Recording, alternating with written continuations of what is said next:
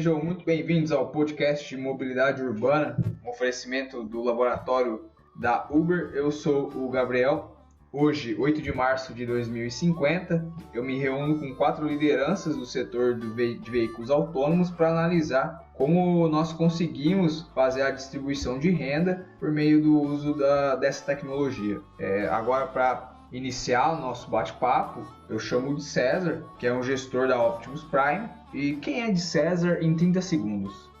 Boa noite, Gabriel. Boa noite, amigos. Boa noite, nossos queridos ouvintes. Então, eu sou o gestor e representante da Optimus Prime aqui no Brasil, que é uma empresa relativamente pequena, se comparada aí dos meus colegas de empresa, né? Contudo, a empresa vem se destacando muito na gestão do fluxo de veículos, né? Ou seja, a empresa é quem ordena o dinamismo dos transportes dos veículos autônomos aqui na nossa região de Londrina, né? E para mim é uma honra muito grande poder fazer parte dessa conversa com vocês. Agradeço o seu convite, primeiramente, Gabriel, e espero poder ajudar no entendimento dessa tecnologia para os nossos ouvintes. Muito bom. Agora eu falo com o Guilherme, que é o representante da mobilidade urbana do Google. E aí, Guilherme, quem é você em 30 segundos?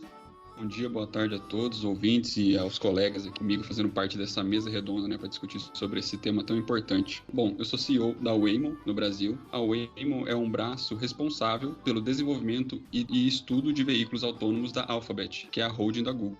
O nosso início, né, nossa origem foi lá na Califórnia em 2009, quando tudo era um grande sonho e esse tema era muito disruptivo.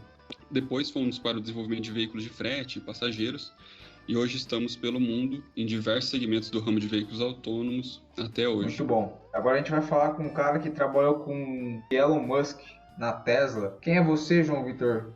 Boa noite, Gabriel. Boa noite, pessoal. Uma honra estar com vocês aqui nessa gravação. Meu nome é João Vitor, eu sou CEO da montadora de veículos Tesla aqui no Brasil. Nós fomos os pioneiros nessa tecnologia de carros autônomos aqui e fui um dos responsáveis, na época, por trazer os veículos autônomos para o país. Eu espero contribuir com essa conversa, contribuir com informações. Para não ficar de fora, a gente trouxe também uma pessoa responsável já de uma montadora bastante conhecida, que é a Fiat. Então eu chamo o Gabriel Bassão. E aí, Gabriel Bassão, quem é você em 30 segundos? Boa noite, Gabriel. Boa noite a todos. Meu nome é Gabriel Bassão, sou presidente da Fiat. Fui um dos responsáveis pela implementação do sistema de veículos autônomos na Fiat, em que atualmente a empresa está trabalhando na fabricação de veículos autônomos elétricos. E hoje a gente vai estar aqui para bater um papo sobre isso. Muito bom. Agora, no primeiro bloco, vamos trabalhar a respeito da visão que os senhores têm sobre os veículos autônomos desde que ele surgiu. Eu começo com o de César. E aí, César, qual é a tua visão sobre os veículos autônomos desde que eles começaram a aparecer nesse cenário? Gabriel, a princípio, né, parecia algo muito distante da nossa realidade ter uma grande parte da frota dos veículos conduzida pelos chamados pilotos automáticos, né? Não só pelo acesso a essa tecnologia com relação ao custo, mas também toda a compatibilização das vias e dessa rede de gerenciamento que envolve esse sistema, né? Bom, falando um pouco sobre o funcionamento dos meios de transporte, eu acho que é bom a gente explicar um pouquinho o funcionamento dele para os nossos ouvintes. Basicamente, né, são veículos em que não é necessário o controle por meio de um condutor humano. As ações do veículo são controladas por uma central, e essa central ordena o fluxo de veículos, a abertura de semáforos, fechamentos, conversões, e permite assim um trânsito mais confortável e seguro para os passageiros. Então, de modo geral, eu acho que é isso, né? O funcionamento do sistema. Certo. E para você, Guilherme, qual que é a visão da Google sobre isso? Bom, eu acho que era comum a todos, né, quando surgiu essa discussão, que o objetivo principal era diminuir as causas de acidentes provocados por falha humana. E tudo que há de entorno nisso, né, como o estresse do trânsito, onde sempre, né, o que eu falo é uma pessoa quando dá a seta ou deixa de dar a seta, ela sempre acha que ela está certa e acaba fazendo alguma cagada, né, como a gente via, né, recorrentemente nos noticiários. Mas a questão para mim que mais pega é sobre a perda de tempo. O ser humano, ele sempre buscou otimizar suas tarefas, colocando máquinas nos seus lugares para fazer, por exemplo, afazeres mecânicos, né? E assim poder voltar a dar mais tempo, mais atenção a tarefas mais intelectuais, lúdicas, ter um tempo de lazer maior e qualidade de vida. Autônomos surgiu como uma solução para tudo isso que a gente tinha, onde você pode otimizar o seu trajeto até o trabalho ou qualquer outro lugar que você for, Dá para você trabalhar dentro do veículo autônomo, dá para você conversar com outras pessoas por videoconferência. E uma questão que é bem interessante é que, ao longo do tempo, os níveis de automação foram evoluindo, né? Antigamente, as pessoas pensavam que essa questão de automação dos veículos autônomos era algo só para o futuro, mas gradativamente os veículos foram se tornando autônomos, né? Desde o avião lá na década de 50 do século passado até hoje com o estabelecimento dos veículos autônomos na sua totalidade. E até interessante também para agregar nessa visão, é compreender como que uma montadora tida como tradicional consegue olhar para esse cenário de veículos autônomos. E aí, Gabriel, como que a Fiat enxerga esse cenário todo de veículos autônomos qual é a visão de vocês para esse nicho de mercado? Bom, Gabriel, a Fiat, no início, tinha uma certa resistência contra a implementação desse sistema de veículos autônomos. Mas, aos poucos, vendo o crescimento de outras montadoras, como a Tesla, a empresa viu que era necessário embarcar nesse ramo. Então, a resistência vinha muito, assim, por parte da população, que ainda era um pouco cética a respeito dessa nova tecnologia, né? Porque as pessoas, só de ter a ideia de ter um veículo andando sozinho, isso meio que causava medo nas pessoas, né? Mas pensando assim, com o marketing que a empresa tem, que é a Fiat, né? Uma pioneira que veio sempre trabalhando assim com veículos, ela mostrando que essa tecnologia ela pode ser benéfica para a população. Então, aos poucos, com esse marketing, a população vai se adaptando com a ideia e vai ver que esse meio de transporte é o ideal para ter uma sociedade mais segura e mais limpa também na parte do meio ambiente. Muito bom. Com essa visão de três players do mercado, a gente encerra esse primeiro bloco e eu já deixo a pergunta para o segundo bloco. Como que esse planejamento urbano ajudou na distribuição de renda por parte da adoção dessa tecnologia? Agora, no início do segundo bloco, eu venho com uma pergunta direcionada para o João. E aí, João, como que o planejamento urbano ajudou no uso da tecnologia e na distribuição de renda? Essa tecnologia de carros autônomos ajudou muito a população em vários pontos. Dentre eles, nós podemos destacar a redução com os custos de acidentes, de trânsito, que somavam ali cerca de 36 bilhões de reais por ano, uma quantia bem alta. Com esse dinheiro, outras áreas puderam ser beneficiadas, como a própria saúde, a educação também foi uma área onde foi investido grande parte desses recursos e que melhorou muito nos últimos anos. Houve uma melhoria considerável na infraestrutura para conseguir suportar esse sistema. E grande parte desse dinheiro usado nessa área foi decorrente da própria melhoria dessa redução dos acidentes.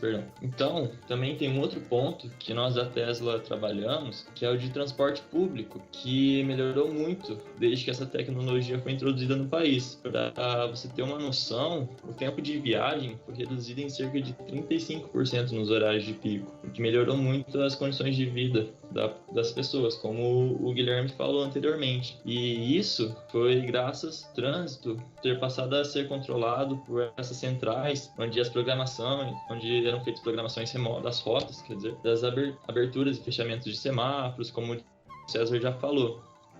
E aí uma área, que seria o transporte público de ônibus, um exemplo, menos veículos foram usados por rotas. E aí isso diminuiu a quantidade de combustível gasto, o que refletiu diretamente nos custos, né, para as pessoas. E aí isso fez com que mais pessoas adotassem esse sistema e a qualidade dele melhorou muito, o preço dele também ficou muito mais acessível e passou a ter mais validade nas linhas. Então a população acabou aderindo muito mais nesse sistema. E aí, mais uma vez, né, foi melhorando o trânsito das cidades. E só mais um ponto, se você me permite, é a questão dos empregos, que aí fica aquela questão dos motoristas e cobradores, que às vezes eles podem ter perdido os empregos e tudo mais. Eles foram, ao longo dos anos, sendo treinados para desempenhar novas funções que surgiram com o advento dessa tecnologia. Então seriam serviços mais tecnológicos, então seriam serviços até mas, como que eu posso dizer, em condições melhores do que as que eles trabalhavam antigamente. Então, na realidade, esses postos foram apenas realocados, ou seja, melhorou muito as condições, as distribuições de renda, com o advento dessa nova tecnologia.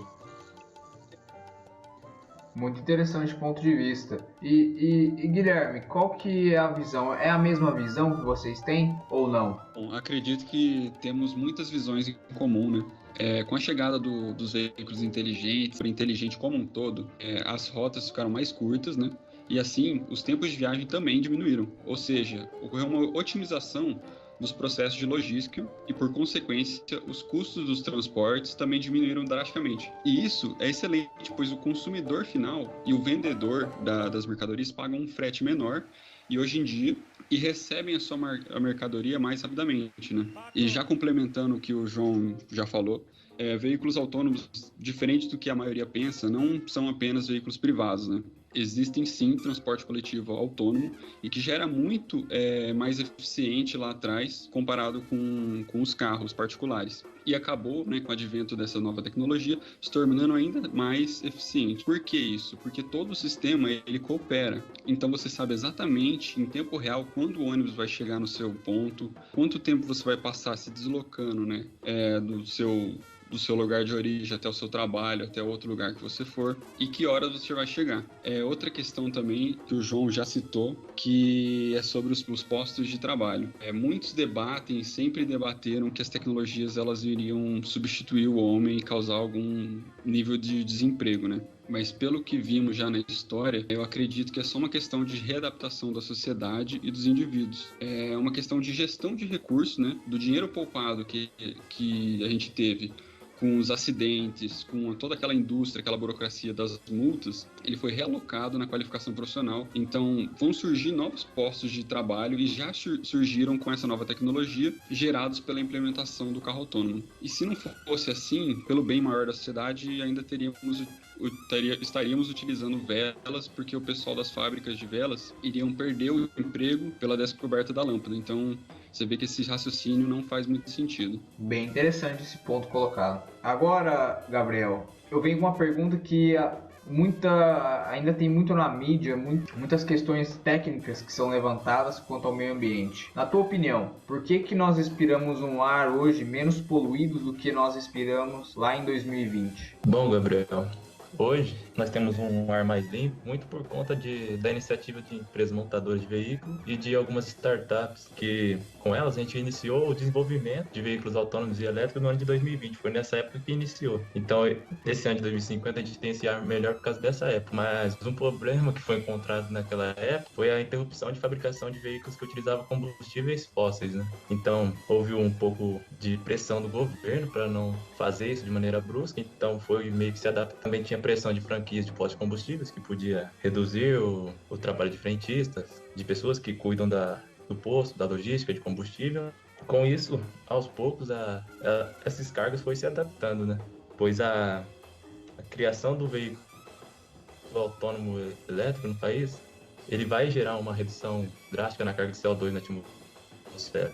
Então, com a criação desses veículos, graças a essas montadoras e startups, o ar que a gente respira é melhor por conta dessa iniciativa que a gente tomou no ano de 2020. E aí, João, a Tesla acredita ainda que veículos carregados em casa com a energia não renovável ainda é uma boa escolha ou já mudou essa visão? Bom, Gabriel, completando aqui o que o Gabriel da Rosa falou, nós da Tesla, lá no começo, nós já estávamos fabricando carros elétricos. Na época, houve uma demanda muito grande por energia, então os carros tinham que ser carregados nas casas, nos apartamentos, que aumentou muito essa quantidade demandada. E por conta disso, muitos países, muitos governos tiveram que construir usinas para atender essa demanda. Já era uma demanda que todo mundo previa que ia acontecer e aconteceu, que a demanda de energia ia subir muito, mas com isso, com o advento dessa nova tecnologia, isso acabou sendo mais necessário do que nunca. E aí usinas de energia sustentável, como eólica, solar, foram criadas. E ao longo do tempo, houve uma redução muito significativa de gases poluentes. Então é o que o Gabriel falou. É bem interessante ver essa diferença entre uma montadora tradicional daquela época para nós, porque nós já começamos com os carros elétricos. Meio que já houve uma demanda por essa energia naquela época, mas não foi tão grande. E por eles não terem entrado direto nesse mercado de carros elétricos, acabou que conseguiu suprir naquela época, mas ao longo desse tempo foram adequando a infraestrutura para conseguir um dia eliminar de vez esses carros com emissões de gases e hoje em dia a gente respirar um ar melhor. Isso foi um dos grandes ganhos aí dessa nova tecnologia também, do meio ambiente. Para fazer o fechamento de toda essa conversa que nós tivemos, Gabriel, queria saber quais são os desafios ainda a serem enfrentados com a adoção dessa tecnologia. Os desafios que a FIT encontra é a sua expansão para países subdesenvolvidos, porque nesses países requer desenvolvimento em outras áreas além do trânsito, né?